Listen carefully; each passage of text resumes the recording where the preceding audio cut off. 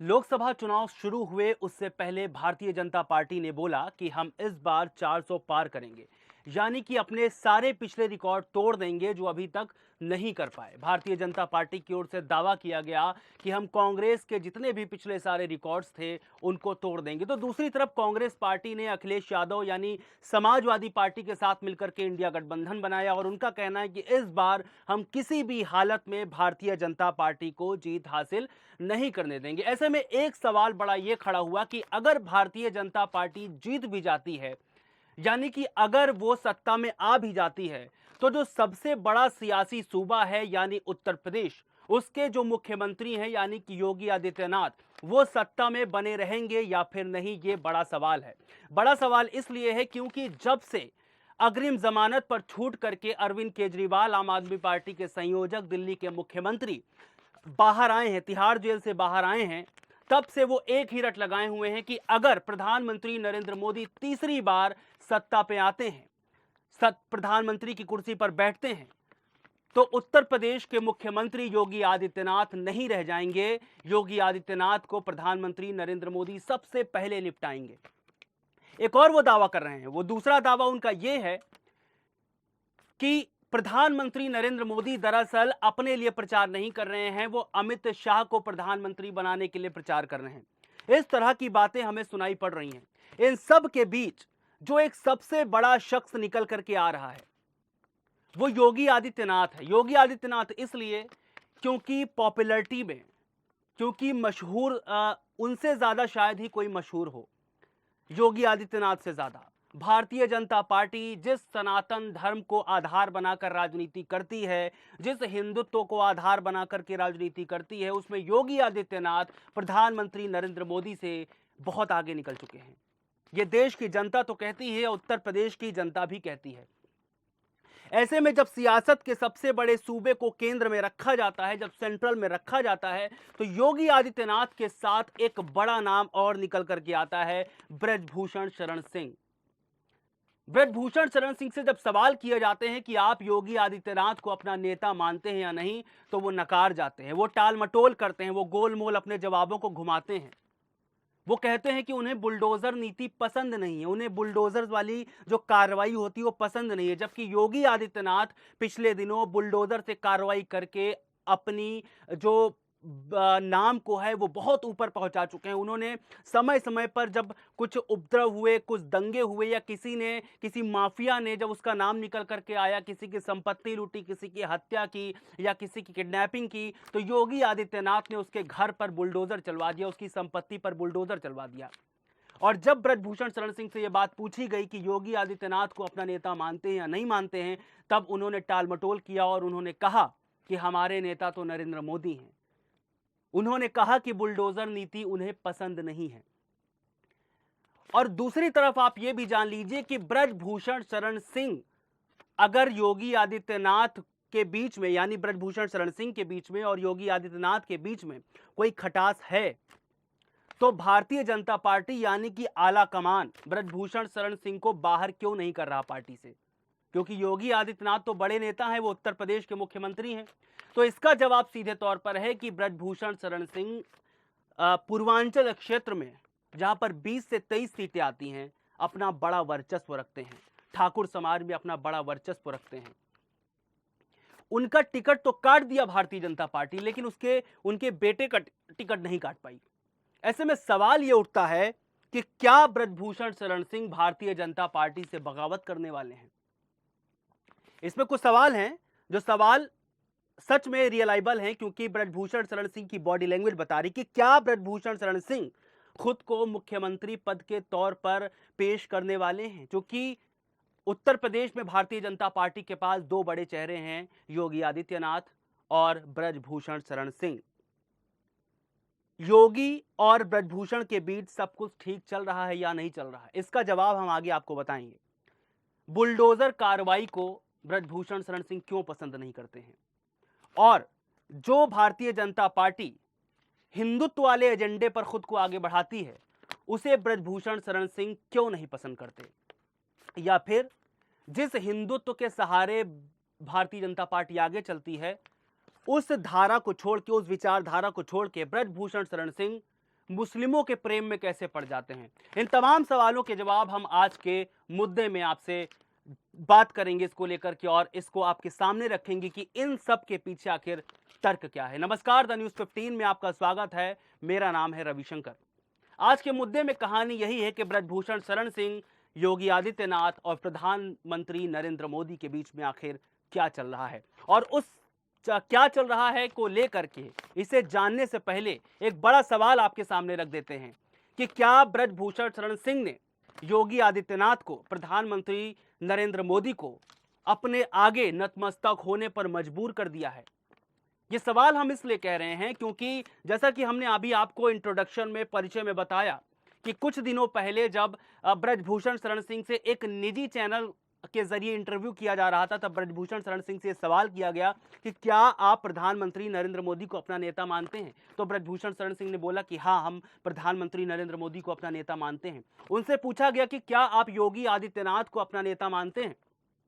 तो ब्रजभूषण शरण सिंह इस सवाल के जवाब को गोलमोल कर गए। उन्होंने कहा कि हम नरेंद्र मोदी को अपना नेता मानते हैं, हम बुलडोजर नीति को पसंद नहीं करते हैं। इस सवाल का जवाब आया कहां से कि बुलडोजर नीति को ब्रजभूषण शरण सिंह पसंद नहीं करते? तो इसके लिए हमारे पास एक पर्चा है, इसमें हमने कुछ चीजें आपके लिए लिख रखी हैं और जिसको हम आपको बताएंगे एक एक चीज करके कि ब्रजभूषण शरण सिंह और योगी आदित्यनाथ के बीच में जिस खटास की बात की जा रही है उसके पीछे दरअसल जरिया क्या है, उसके पीछे कारण क्या है। सबसे पहले चलिए साल 2022 में उत्तर प्रदेश के कुछ इलाकों में, जो पूर्वांचल के इलाके हैं जैसे गोंडा, बहराइच, कैसरगंज, बस्ती जैसे इलाकों में बाढ़ आई थी। उस वक्त गोंडा में बाढ़ आने से लोग बहुत ज्यादा बेहाल भी हुए थे। अब सांसद ब्रजभूषण शरण सिंह उस इलाकों में दौरे करने पहुंचते हैं, बड़े बड़े दावे करते हैं कि भाई सब कुछ ठीक हो सकता है, लेकिन जब उनसे सवाल किया जाता है तो वो कहते हैं कि पहले की सरकारों में ऐसा नहीं होता था। गौर से ध्यान दीजिएगा कि पहले की सरकारों में ऐसा नहीं होता, सरकार में नहीं, सरकारों में। यानी कि उनका सीधे तौर पर जब सरकारों शब्द बोलते हैं तो सिर्फ पहले की सरकार यानी कि भारतीय जनता पार्टी को ही नहीं रखा उन्होंने समाजवादी पार्टी को, बहुजन समाज पार्टी को, या उससे पहले भी जो सरकारें रहीं उनको भी उसमें शामिल किया।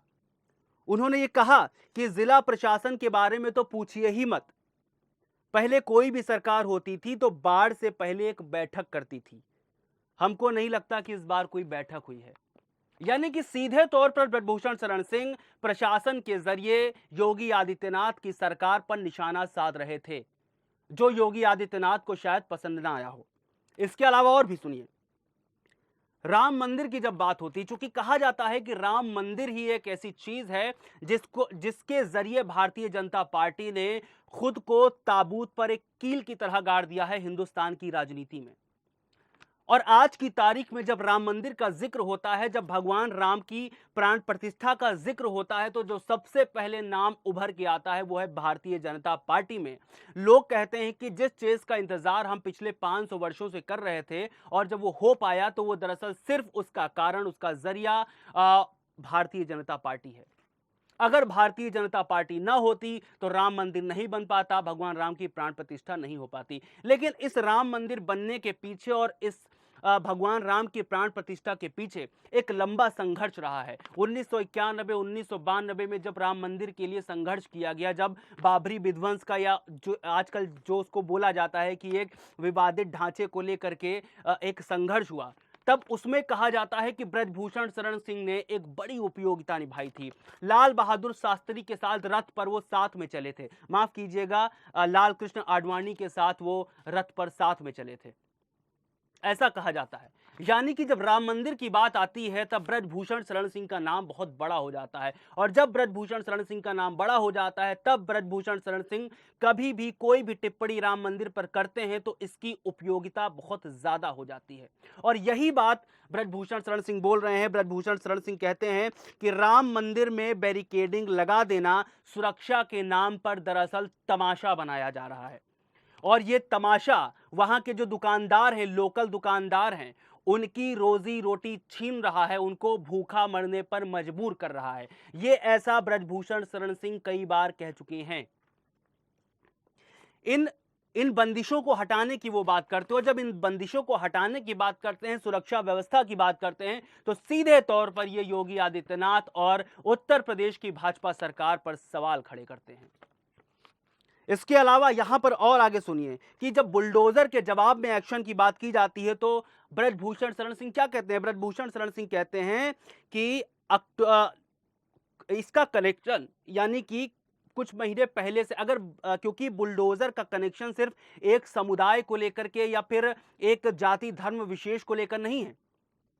बुलडोजर का कनेक्शन दरअसल अगर आप ब्रजभूषण शरण सिंह से ढूंढेंगे तो आपको निकल करके आएगा कि पिछले साल यानी कि 2023 या 22 की बात हो रही है, 5 फरवरी को ब्रजभूषण शरण सिंह के भतीजे सुमित भूषण जिनका नाम है, उनके खिलाफ नूजल की 3 एकड़ जमीन पर कब्जा किया गया था और उस पर प्रशासन की तरफ से बुलडोजर चला दिया गया था।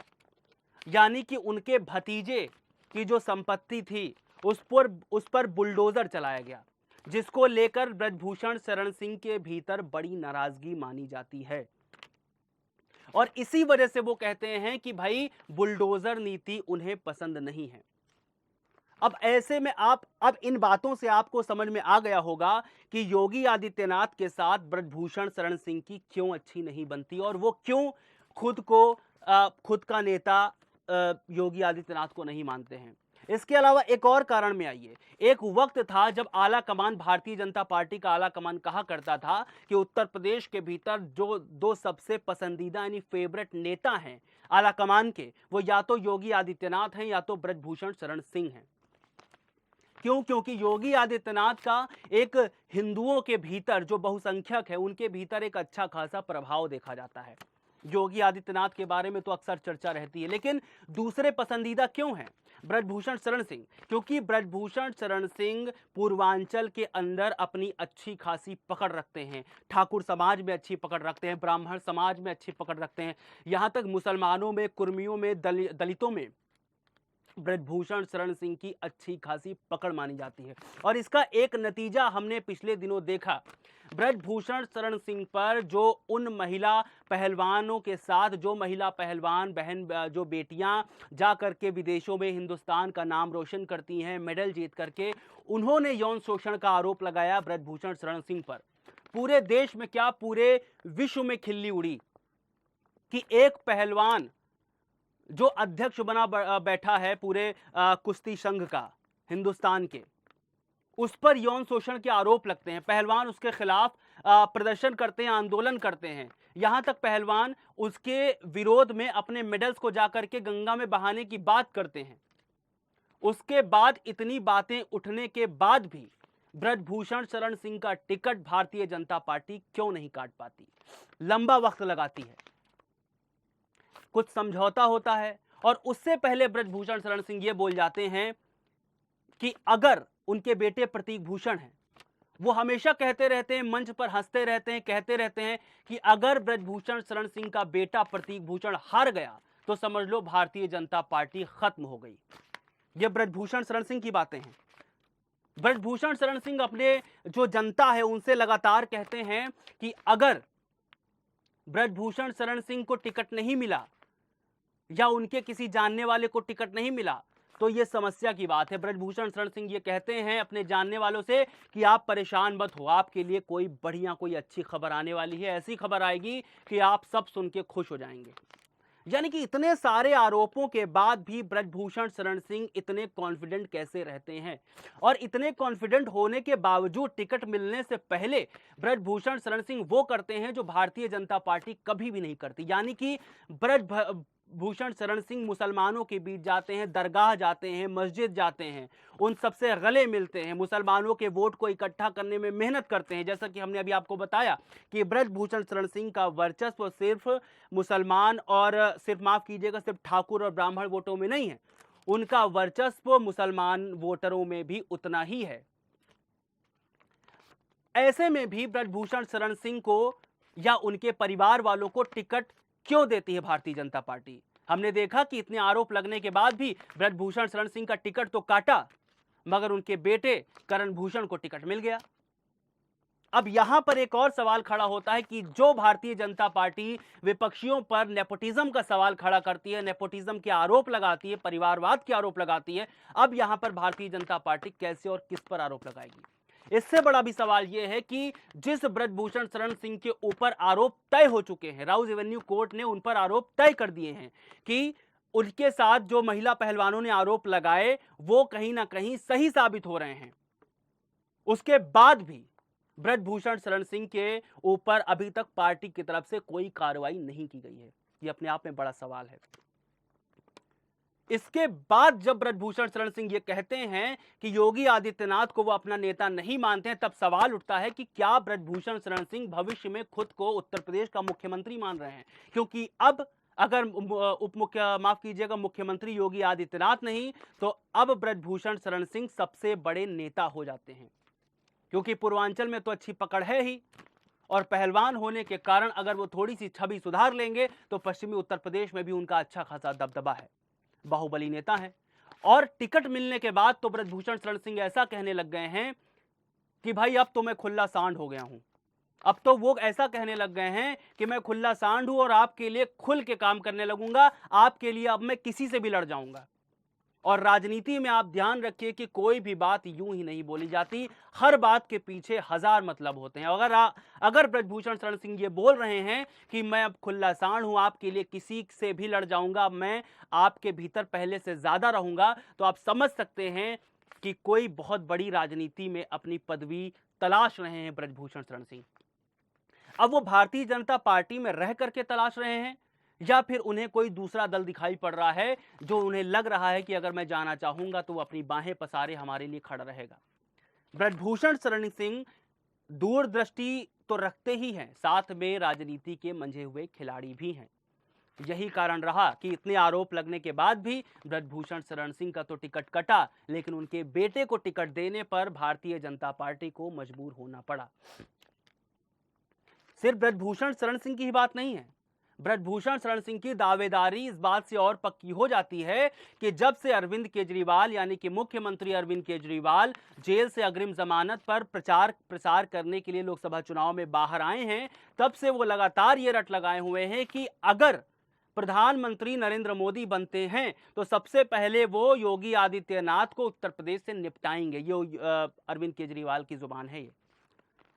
यानी कि कुछ तो गड़बड़ है, यानी कि कुछ तो चल रहा है दिल्ली और लखनऊ के बीच में, यानी कि भारतीय जनता पार्टी की केंद्र में यानी कि शीर्ष नेतृत्व में, और लखनऊ में बैठे जो उनका संगठन है, यानी भारतीय जनता पार्टी का संगठन है जो छत्र छाया में चल रहा है योगी आदित्यनाथ के, इन दोनों के बीच में कुछ तो गड़बड़ है जो जगजाहिर तो नहीं हो रही है, यानी पब्लिक में तो नहीं आ रही है, लेकिन जो राजनीतिक समीकरण है, जो राजनीतिक दीवारें हैं, उनके बीच उनसे ये बातें लड़ जरूर रही हैं और चारों ओर घूम रही हैं, जिससे जो बड़े बड़े राजनीतिकार हैं या नेता हैं उन तक ये बातें पहुंच रही हैं और वो बाहर निकलकर इन बातों को उजागर कर रहे हैं।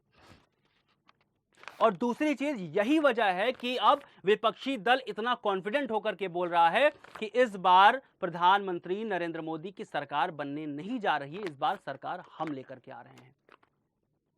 ये ब्रजभूषण शरण सिंह के बारे में बड़ी बातें हैं। हमने आपको बताया कि मुस्लिम वोटर के पीछे क्यों पड़े हुए हैं ब्रजभूषण शरण सिंह, क्यों बुलडोजर नीति को वो बुरा बोलते हैं, क्यों प्रधानमंत्री को अपना नेता मानते हैं, योगी आदित्यनाथ को नेता मानने से क्यों कतराते हैं। इसके अलावा एक चीज और जो बेहद महत्वपूर्ण ब्रजभूषण शरण सिंह को बनाती है वो ये है कि ब्रजभूषण शरण सिंह को पूर्वांचल में, ये मेरे पास ही लिखा हुआ है कि ब्रजभूषण शरण सिंह देवी पाटन मंडल में जो 4 जिले आते हैं, इस मंडल में गोंडा, बहराइच, बलरामपुर और श्रावस्ती, इसमें 5 दर्जन से ज्यादा स्कूल और कॉलेजेस हैं ब्रजभूषण शरण सिंह के। और उन स्कूल कॉलेजेस में पूर्वांचल का तो छोड़िए, बाकी अगर उत्तर प्रदेश से बाहर भी चले जाइए, बिहार चले जाइए, दिल्ली चले आइए या वेस्ट यूपी चले आइए, यहां का जो युवा है वो उन स्कूल कॉलेजेस में पढ़ाई करता है।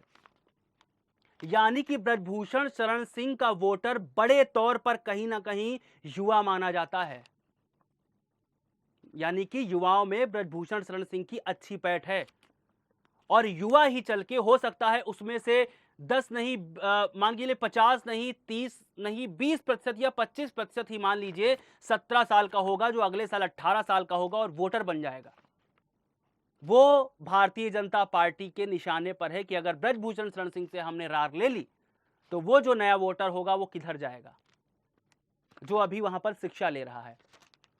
ऐसे में भारतीय जनता पार्टी ब्रजभूषण शरण सिंह को किसी भी तरह से नाराज नहीं करना चाहती है। शिक्षा से लेकर खेल से लेकर के तमाम चीज ऐसी हैं जो ब्रजभूषण शरण सिंह के सानिध्य में, उनकी छत्र छाया में चल रही हैं।